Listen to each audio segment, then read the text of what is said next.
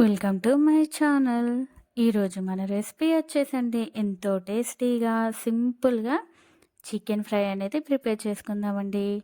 ఈ విధంగా ఒక్కసారి మసాలా అనేది ప్రిపేర్ చేసి చికెన్ ఫ్రై అనేది ప్రిపేర్ చేసుకోండి. మంచి గ్రేవీతోటి మంచి టేస్ట్ అనేది చాలా బాగుంటుందండి. ప్రతి పీసు తిన్నా కొద్దికి కమ్మగా తినాలనిపిస్తుందండి. మీరు కూడా తప్పకుండా ఒకసారి ఈ విధంగా చికెన్ ఫ్రై అనేది ట్రై చేయండి.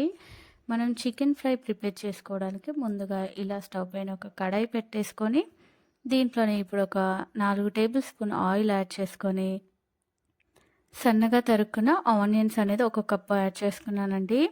మనం ఆనియన్స్ అనేది బాగా ఫ్రై అనేది చేసుకోవాలండి. ఇప్పుడు దీంట్లోనే కొంచెం కరివేపాకును కూడా యాడ్ చేసుకొని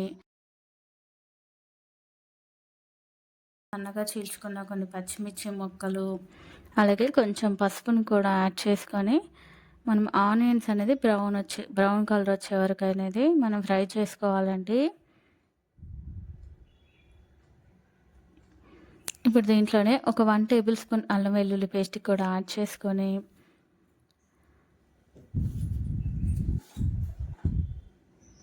ఇప్పుడు దీంట్లోనే ఇలా వాష్ చేసుకున్న చికెన్ అనేది తీసుకున్నానండి.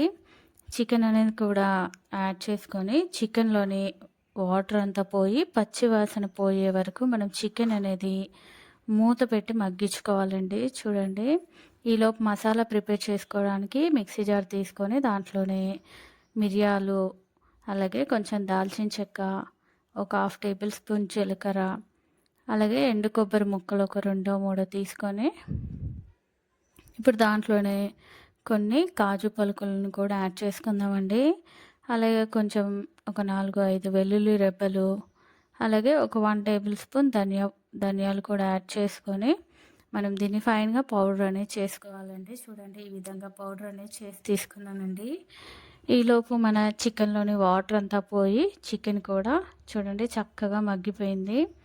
ఇదంతా ఒకసారి అనేది బాగా మిక్స్ చేసుకొని ఇప్పుడు దీంట్లోనే మనము ఒక 2 టేబుల్ స్పూన్ కారం అనేది యాడ్ చేసుకున్నానండి. అలాగే దీంట్లోనే ఇప్పుడు రుచికి సరిపడా సాల్ట్ అనేది కూడా యాడ్ చేసుకొని ఒక 1 టేబుల్ స్పూన్ చికెన్ మసాలా అనేది యాడ్ చేసుకున్నానండి. ఇప్పుడు మనం యాడ్ చేసుకున్న మసాలాలు అనేది చికెన్కి పట్టేలాగా ఇలా ఒకసారి బాగా మిక్స్ చేసుకొని ఇప్పుడు దీంట్లోనే మనం మిక్సీ పట్టుకున్న మన మసాలా అనేది కూడా దీంట్లో మొత్తం యాడ్ చేసుకున్నానండి. యాడ్ చేసుకున్నాక ఇలా ఒకసారి మిక్స్ చేసుకొని పైనుంచి కొంచెం వాటర్ అనేది ఇలా కొంచెం చల్లుకున్నాను అంతేనండి. చల్లుకున్నాక మూత పెట్టి మనం ఆయిల్ పైకి తేలి ఇలా మసాలాలు అనేది చక్కగా కుక్ అయ్యే వరకు మూత పెట్టి అనేది మన చికెన్ అనేది కుక్ చేసుకోవాలండి. చూడండి, చికెన్ అనేది చక్కగా కుక్ అయిపోయిందండి. ఇప్పుడు దీంట్లోనే పైనుంచి కొంచెం కొత్తిమీర అనేది చల్లుకొని ఇలా ఒక 2 నిమిషాల పాటు మగ్గించుకుందామండి. ఇలా మగ్గించుకొని ఇప్పుడైతే మన స్టవ్ అయితే ఆపేసుకుందామండి. మన చికెన్ ఫ్రై అనేది రెడీ అయిపోయిందండి. టేస్ట్ అనేది చాలా బాగుందండి. పీస్ అనేది కూడా చక్కగా ఉడికిపోయిందండి. ఎంతో టేస్టీ అయిన చికెన్ ఫ్రై అనేది రెడీ అయిపోయిందండి. ఇది సాంబార్ రైస్, రసం రైస్లో కానీ అలాగే చపాతీ, బిర్యానీ, వైట్ రైస్లో కూడా చాలా బాగుంటుందండి. మంచి గ్రేవీతో ఎంతో టేస్టీగా సింపుల్ వేలో చికెన్ ఫ్రై అనేది రెడీ అయిపోయిందండి. తప్పకుండా మీరు కూడా ఎలా వచ్చిందో ట్రై చేసి నాకు కామెంట్స్ చేయండి.